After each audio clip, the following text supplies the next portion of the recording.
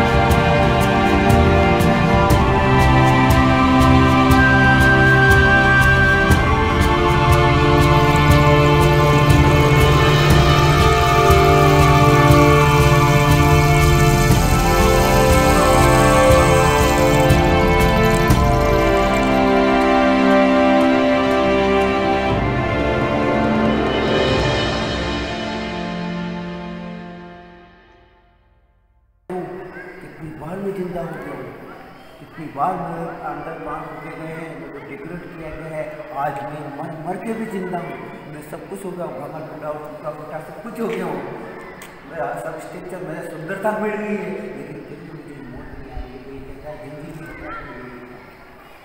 वाह। तो ये गाइड कहता है, क्या कहता है गाइड? सुनो। गाइड कहता है मोहब्बत तर्क की मैंने ये दुनिया की सारी सच्ची झूठी बातों को देखा है, सारे इतिहास को पढ़ा है। मोहब्बत तर्क की मैंने गरीबा से लिया, मैंने सारी बुराइयों को अपने जहन में बंद करके मैंने मुँह को सी गरीबा में सुनो, गरीबा से लिया मैंने जमाने अब तो खुशो जहन ये भी लिया मैंने। बहुत सारे अंडरग्राउंड राज जानने की बहुत सी मैं बताने पड़ता हूँ। तो ये क्या है, जमाने अब तो खुशो जहन ये भी लिया मैंने, जिंदा हूँ मगर सोचता रहता हूँ दिलों से कि अब तक किस तमन्ना के सहारे जी गया। तो मैं इन महलों से बात करता हूँ, इन पत्थरों से दीवारों से बात करता हूँ, ये मुझसे उनके क्षेत्र में कोई गया है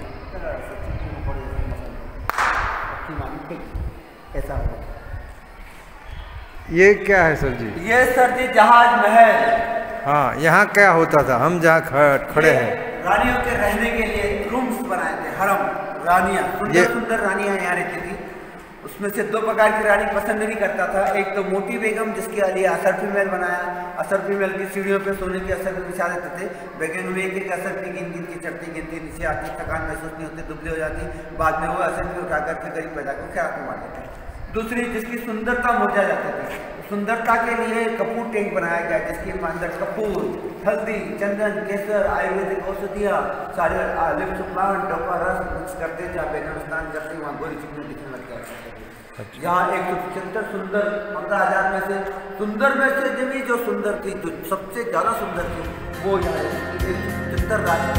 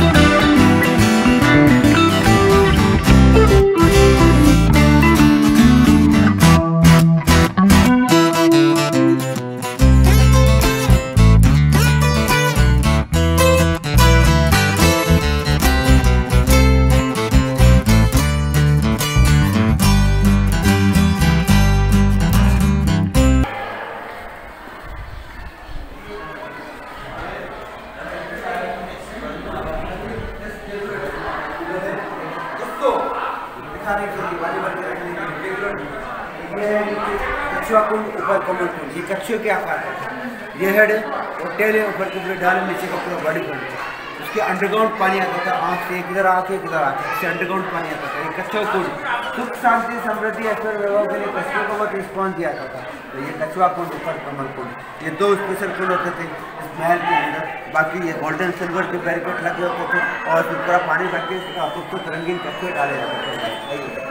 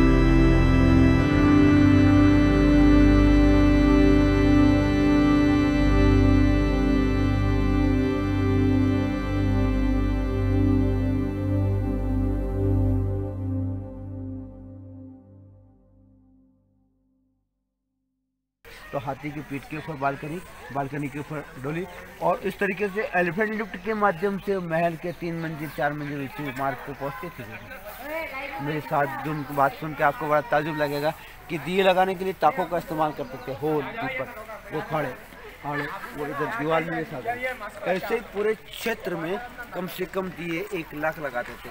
उनका सर्वेंट आदेश करता था राजपुरोहितों को कि मैंने सारे दिए सेट कर दिए।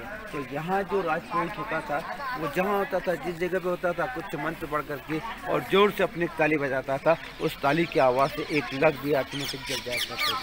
But this is the history, this is the recording, this is not my history. मैं इतनी झूठ बोलूँगा जितना जेब में समा जाए, उससे और नहीं। मैं जो भी किसी ने बताया तो मैं आपको बता रहा हूँ। आइए, पत्थर दुनिया की कोई ताकत नहीं हटा पाई, आप बता दीजिए।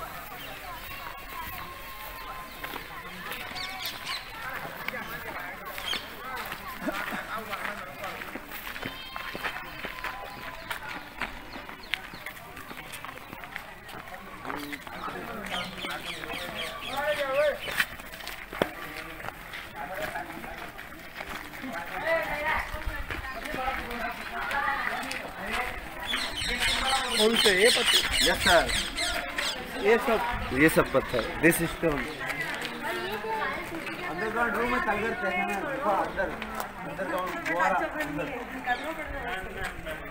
ये स्टोन किसके हैं? ये पुराने जमाने के हैं, परवार डायनेस्टीज के टाइम के। But this is not percent do outside, grain से भी नहीं।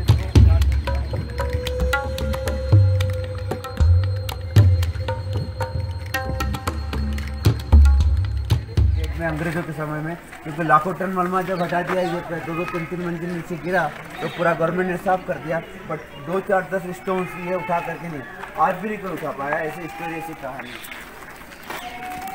ये जो पटरी भी नीचे उठाने के क्या वैसे का वैसे ही रहेगा? हाँ, बोलते हैं, ये कहते हैं कि परमार डायनेस्टीज की राजा भोज की कुल दिल्ली के मंदिर के पत्थर थे जो सुल्तान ने तोड़वा करके और देवियों को अपसाइड डाउन कर दिया, उल्टा फिट कर दिया, और राजपुरोहित को मार करके उसने कुछ नहीं बताया तो उसने उसको आत्मूरा करके मरना अवस्था में मलबे को फेंक दिया। तो वो राजपुरोहित मरने से पहले, अपने प्राण त्यागने से पहले इन पत्थर को श्राप दे गया कि जब तक ये मांडू का अस्तित्व, इन महलों का अस्तित्व रहेगा, तब तक ये पत्थर भी यहाँ रहेगा। दुनिया की कोई ताकत इन पत्थर को यहाँ से हटा नहीं पाती है।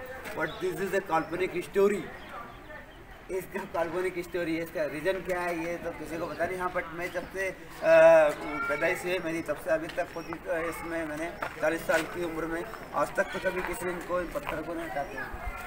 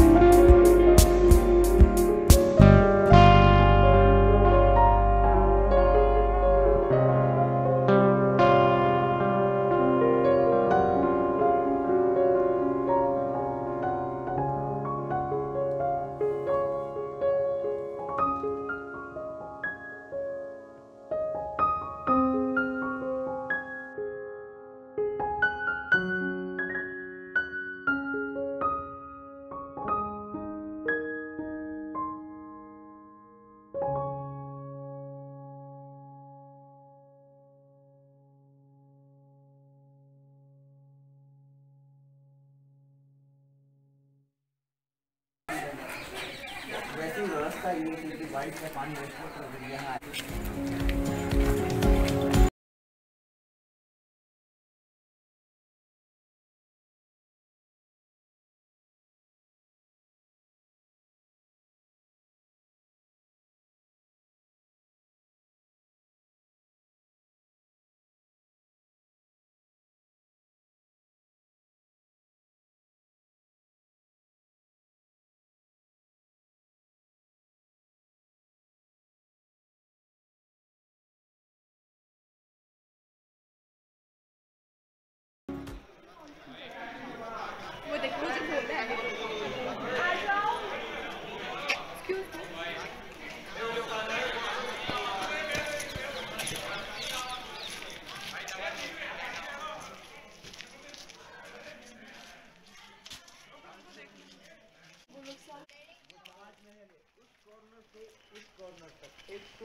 मीटर लंबा और 60 मीटर चौड़ा बनाया था। एग्जैक्ट लुक उसका जहाज के शेप में दिखता था। गयासुद्दीन खिलजी के टाइम पे 1469 में जब उसका पूरा वाटर 1 फ्लोर तक हो गया, तब वो एग्जैक्ट लुक उसको जहाज के शेप में नजर आया। तब उसने उसका नाम जहाज महल अपनी काल्पनिक दृष्टि से अपने दिल से उसने जहाज महल रख दिया। तब से जहाज महल, बट वो ओरिजिनल बिल्डिंग रंग पैलेस था, राजा भोज का अपना नेटिव रंग पैलेस बनाया गया था। जहाज जैसा दिखा, रंग से जहाज जैसा दिखा, उसके बनावट ऐसे देखिए, अधिक लंबा कम काल्पनिक नाम रख दिया उसका जहाज महल। तो लेकिन वो ओरिजिनल वो सुल्तान गयासुद्दीन खिलजी का कंस्ट्रक्शन किया हुआ नहीं है, वो ओरिजिनल राजा भोज का कंस्ट्रक्शन किया हुआ है। उस समय में वो मांडू का सबसे पहली इमारत थी जो बहुत ही ब्यूटीफुल तरीके से सजी थी। यहाँ रात्रि विश्राम के लिए रूपमती आती थी। रूपमती ने इस महल के अंदर 22 ईयर्स में सुसाइड कर लिया था, अपनी अंगूठी का हीरा खा करके किंग कोबरी का पॉइजनस चूज करके ड्रिंक कर लिया, पॉइजन काले सांप का जहर निगल लिया, अंगूठी का हीरा निगल लिया, ओरिजिनल राजपूत कन्या सती। उसने जब मरने से पहले 16 श्रृंगार किया, अपना श्रृंगार स्त्री श्रृंगार करने के बाद उसने रात में आदम खान से मिलने का टाइम दिया कि आप मेरे महल पे आके मुझे आइए, मिलिए, मैं अपना निर्णय समझाऊंगी तुमको कि मैं तुम्हारे साथ तुम्हारी बेगम बनूं, तुम्हारी पत्नी बनूं या नहीं। तो उन्होंने कहा ठीक है, मैं बताती हूँ तुमको। तो उसने 3 दिन तक बाज बहादुर की राह देखी, बाज बहादुर का वेट किया, लेकिन बाज बहादुर का कोई मैसेज, कोई संदेश नहीं आया। क्योंकि अकबर के सेनापति आदम खान ने जब मांडू के ऊपर आक्रमण किया तो इतनी दिलेरी से आक्रमण किया था कि मांडू को तहस नहस कर दिया। बाज बहादुर के जाबाज सैनिकों को ऐसे तितलियों की तरह उड़ा दिया। बाज बहादुर खुद तितलियों की तरह उड़ गया और अपनी जान बचा करके सहारनपुर में जाकर के छिप गया। आदम खान ने इस महल के अंदर रुकमती को कैद कर लिया। रुकमती को बहुत अंदर इंस्ट्रूमेंट किया अपनी बेगम बनाने के लिए, बहुत उसको टर्चरिंग किया, लेकिन वो नहीं मानी। बाद में उसको 3 दिन का समय दिया और 3 दिन का समय के बाद बाज बहादुर का कोई मैसेज संदेश नहीं आया। तब उसने अपनी अंगूठी का हीरा खा करके काले सांप का जहर के अंदर बहुत सुसाइड कर लिया अपने रूम पे। आदम खान जब उससे मिलने की अवस्था में आया तो उसको मरण अवस्था में देख करके एडजस्ट माइंडली डिस्टर्ब हो गया। वो अकबर को क्या जवाब दूंगा, तो मैंने उससे विद्रोह किया, उसकी बिना मर्जी से मैंने मालवा पे आक्रमण कर दिया, जबकि ये अकबर की ही रियासत थी। अकबर को ही यहाँ का रेवेन्यू जाता था, सेल टैक्स, इनकम टैक्स जो भी होता था सब उस टाइम जमाने में वहाँ पे जाता था। दिल्ली जाता था, दिल्ली सरकार में जाता था। तो उसके बाद फिर वो यहाँ रुकमती को पाने के लिए आदम खान ने बहुत क्रोध मचाया और इतना गुस्से में आया तो इस महल के अंदर रुकमती की राजपूत कन्या 11 मासूम कन्या जो गाने बजाने के नर्मदा जी की प्रेरणा से वो भी रुकमती के साथ लगी होती थी और अनाथ बालिकाओं को इमीडिएट कत्ल कर दिया, तलवार से ख़त्म कर दिया ऑन द स्पॉट रुकमती के साथ। अकबर बादशाह को जानकारी लगी तो दिल्ली से मांडू में 2 दिन के अंदर आ गए। कोई जादुई चढ़ाई को उड़ करके मांडू में आए। उन्होंने अपने सेनापति आदम खान को यहाँ बंदी बना करके पकड़ करके अपने हाथों से अपनी तलवार से उसकी गर्दन काट दी और उसकी गर्दन को ले जा करके मांडू के भंगी गेट पे लगा दी। उसका आधा धड़ जो है पहाड़ के नीचे सुखवा दिया गया, जहाँ उसका पूरा आधा धड़ को पागल हाथियों के पैरों के तले नीचे कुचला दिया गया, उसका कचन बरगना। इस तरीके से उसको इजाज़त दी। रूपमती और बाज बहादुर की दोनों की लाश को उठा करके एमपी में सहारनपुर नगर है, वहाँ शहीद अहले वफा के नाम से इसका गुम्बद बना दिया, एक मजार बना दी, कब्र बना दी। तब से आज तक रुकमती ने मरने से पहले अर्ज किया था, अपने जमीन के संस्कृत के श्लोक लिखे थे। ऐसा मुंशी प्रेमचंद को उस टाइम के उन्होंने उस व्यक्तित्व में ले जा करके बताया। उसने क्या था कि धरा पर न टूटो समाधि मेरी, जब तक जिंदगी विदा हो मेरी, मुझसे हर दिलो अजीजों का दिलो समाधि मेरी।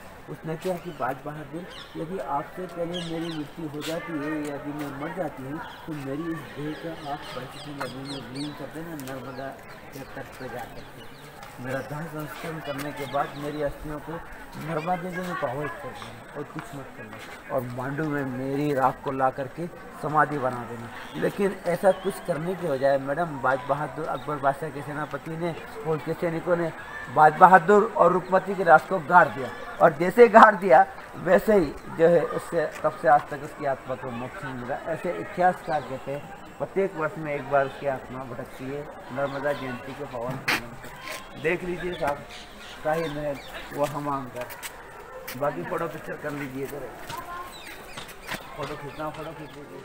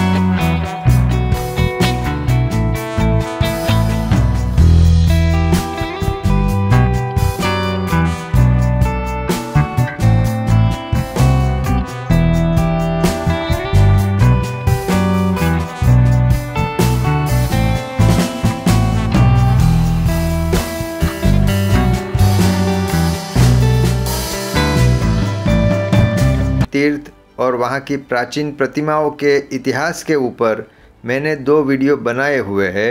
उसकी लिंक मैंने आई बटन में और नीचे डिस्क्रिप्शन में दी हुई है। आप उस वीडियो को भी ज़रूर देखिए।